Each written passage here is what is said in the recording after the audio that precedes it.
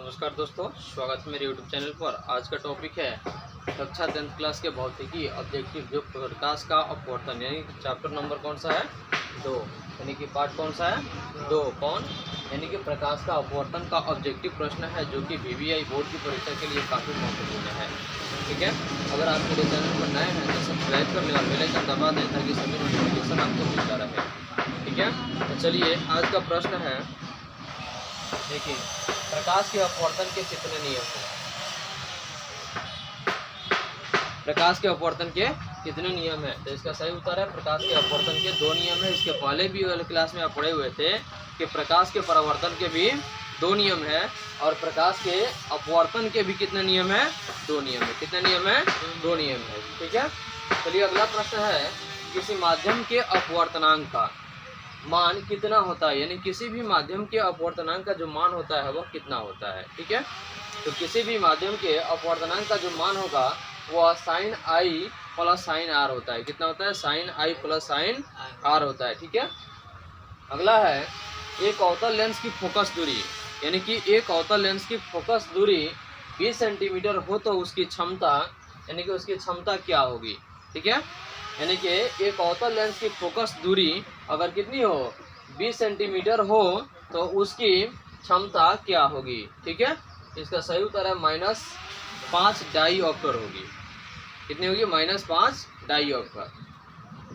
अगला प्रश्न है, किसी अवतल लेंस की फोकस दूरी 25 सेंटीमीटर है तो उसकी क्षमता क्या होगी। क्या समझ में आ रहा है? यानी कि किसी अवतल लेंस की फोकस दूरी अगर 25 सेंटीमीटर हो, कितनी 25 सेंटीमीटर, जबकि आप जानते हैं कि अस्पष्ट दृष्टि की न्यूनतम दूरी जो होती है वो कितनी होती है 25 सेंटीमीटर होती है।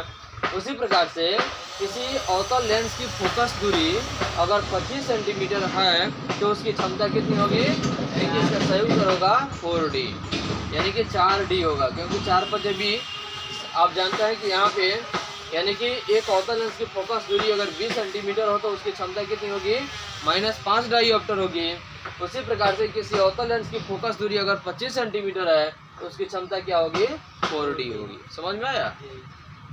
उसके बाद है, देखिए सरल सूक्ष्मदर्शी, सरल मतलब आसान, सूक्ष्मदर्शी का मतलब होता है वैसा यंत्र जिसके माध्यम से एकदम छोटी छोटी कणों को हम देख लेते हैं, उसी को हम क्या कहते हैं सूक्ष्मदर्शी कहते हैं। ठीक है, तो प्रश्न है, सरल सूक्ष्मदर्शी में कितना उपयोग होता है, यानी कि सरल सूक्ष्मदर्शी में किसका उपयोग होता है। ठीक है, यानी कि उत्तल लेंस, अवतल लेंस, समतल लेंस, यानी किसका उपयोग होता है। समझ में आ रहा है?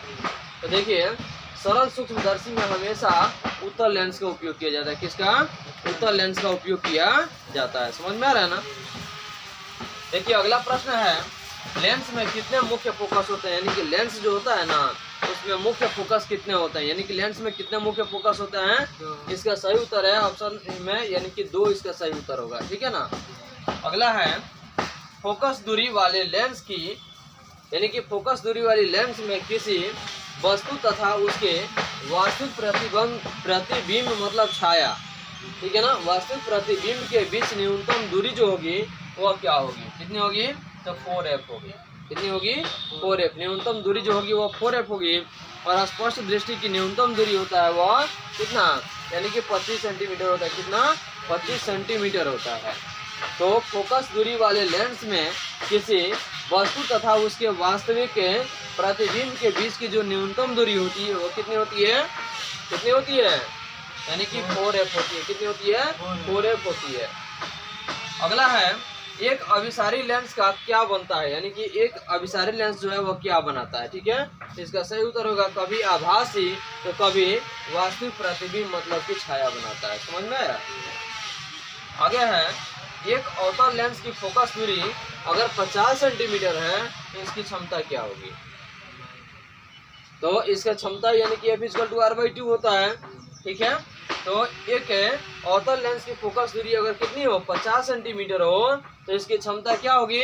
इसका क्षमता -2 डाईऑप्टर होगी। समझ में आ रहा है?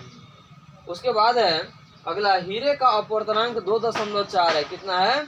यानी कि अगर हीरे का अपवर्तनांक 2.4 है तो हीरे में प्रकाश की चाल कितनी होगी। समझ में आ रहा है ना? यानी कि हीरे का अपवर्तनांक 2.4 है तो हीरे में प्रकाश की चाल कितनी होगी? इसका सही उत्तर होगा 1.2 गुने 10 का पावर 8 मीटर पर सेकेंड। समझ में आया? यानी कि प्रकाश की चाल होती है 3 गुने 10 का पावर 8 मीटर पर सेकेंड, लेकिन यहाँ पे हीरे का पूछ रहा था। हीरे का अपवर्तनांक कितना होता है? 2.4 होता है। तो हीरे में प्रकाश की चाल कितनी होगी? है समझ में? तो ये कितना होगा? 1.2 गुने 10 का पावर 8 मीटर पर सेकेंड। कोई दिक्कत? वायु का निरपेक्ष अपवर्तनांक वास्तव में कितना होता है? वायु मतलब हवा का निरपेक्ष अपवर्तनांक कितना होता है? यानी कि हवा का अपेक्ष, यानी कि वायु मतलब हवा का निरपेक्ष अपवर्तनांक कितना होता है? समझ में आ रहा है? इसका सही उत्तर होगा 1 से अधिक। 1 से अधिक। अगला प्रश्न है, किसी माध्यम में प्रकाश की चाल 2 गुने 10 का पावर 8 मीटर पर सेकेंड हो तो माध्यम का अपवर्तनांक कितना होगा? ठीक है ना? यानी कि किसी माध्यम में प्रकाश की चाल 2 गुने 10 का पावर 8 मीटर पर सेकेंड हो तो माध्यम का अपवर्तनांक कितना होगा? समझ में आ रहा है? इसका सही उत्तर होगा 1.5 सेंटीमीटर। इसमें कोई दिक्कत? तो पूरा शुरू से अंत तक इसको देख लीजिएगा, ठीक ना? और यह आपकी बोर्ड की परीक्षा के लिए काफी महत्वपूर्ण प्रश्न है।